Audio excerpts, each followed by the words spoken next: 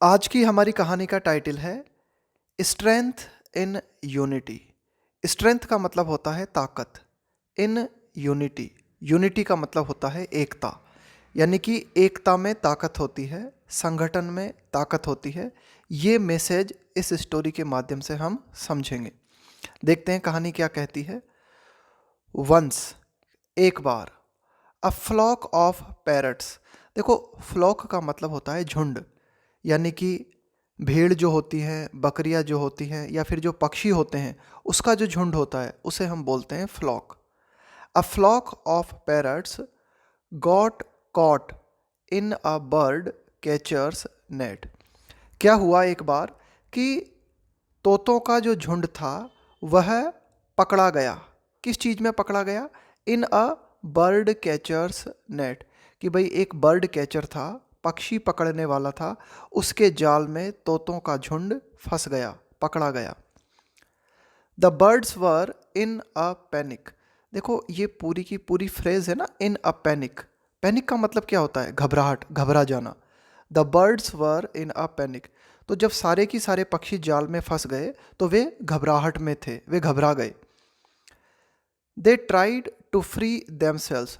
जो भी तोते थे उन्होंने स्वयं को, अपने आप को मुक्त करने का प्रयास किया, यानी कि उस जाल से छूटने की कोशिश उन्होंने की। They tried to free themselves but could not do so. लेकिन वे ऐसा नहीं कर सके। उन्होंने छूटने की कोशिश की, उस जाल से निकलने की कोशिश की, but could not do so, लेकिन वे ऐसा नहीं कर सके। One of the birds then calmed her self.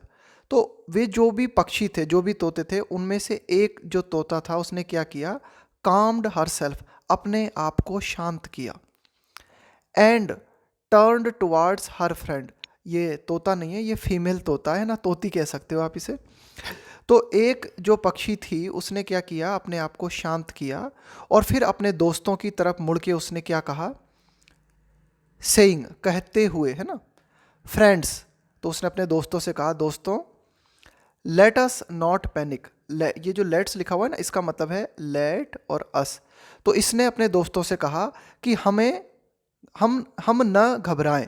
Let us not panic. देखो, लेट अस का हम प्रयोग करते हैं जब कोई चीज़ हम सजेस्ट करते हैं किसी को। जैसे लेट अस प्ले, आओ खेलते हैं, आओ खेलें, उसको बोलेंगे लेट अस प्ले। तो friends, let us not panic.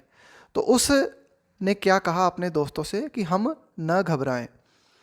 On the count of three, कि जैसे ही मैं 3 गिनती गिनूंगी, on the count of 3, 1 2 3, we will fly together, हम एक साथ उड़ेंगे। And take this net with us, और इस जाल को हम ले जाएंगे। यानी कि हम जैसे ही मैं 3 बोलूंगी, 3 बोलते ही हम एक साथ उड़ेंगे और इस जाल को अपने साथ उड़ाकर ले जाएंगे। This is how we will escape this trap. Trap का मतलब होता है जाल और एस्केप का मतलब होता है बचना। तो इस तरह से, यानी कि वे जो पक्षी जो सब घबराहट में थे ना कि अब हम कैसे बचेंगे इस जाल से, कैसे मुक्त होंगे, तो this is how we will escape this trap.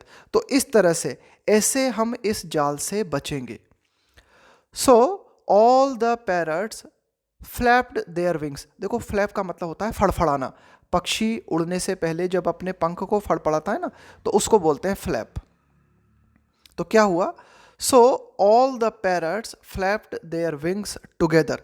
तो क्या हुआ कि जो सारे की सारे तोते थे उन्होंने अपने पंख जो हैं वो एक साथ फड़फड़ाए। एंड फ्लू, और वे उड़ गए। The bird catcher was in a shock. अब ये जो पक्षी पकड़ने वाला था ना, ये जो बर्ड कैचर था, जो शिकारी था, वह, उसको मतलब बड़ा झटका लगा। वाज इन अ शॉक, वो बिल्कुल झटके, उसको बड़ा शौक लगा। सीइंग, यह देखते हुए, पैरट्स विजडम एंड यूनिटी, कि जो तोते थे उनकी बुद्धिमानी, तोतों की बुद्धिमानी और उनकी एकता को देखकर जो बर्ड कैचर था वो बिल्कुल हतप्रभ रह गया, वो बिल्कुल शॉक्ड रह गया। तो क्या कहानी ये मैसेज देती, क्या कहानी ये मैसेज क्या देती है हमें ये कहानी? मॉरल। मॉरल का मतलब होता है क्या संदेश मिलता है इस कहानी से? If you are working in unity, कि यदि आप एकजुट होकर काम कर रहे हो, यदि आप एकता से कोई काम कर रहे हो, यू कैन डू एनीथिंग, तो आप कुछ भी कर सकते हो, यू कैन डू एनीथिंग, आप कुछ भी कर सकते हो। ठीक है, तो एक तो देखो ये मैसेज हुआ। दूसरा मैसेज इस कहानी से हमें ये मिलता है कि कितनी भी खराब परिस्थिति आ जाए, अगर हम घबराते नहीं हैं और अगर शांति से काम लेते हैं, पेशेंस बनाए रखते हैं, ध्यान, अगर हम पेशेंस बनाए रखते हैं, एक तरीके से धैर्य बनाए रखते हैं, तो चांसेस हैं कि कोई ना कोई रास्ता उस परेशानी से बचने का हमें मिल सकता है। तो बहुत अच्छी कहानी थी।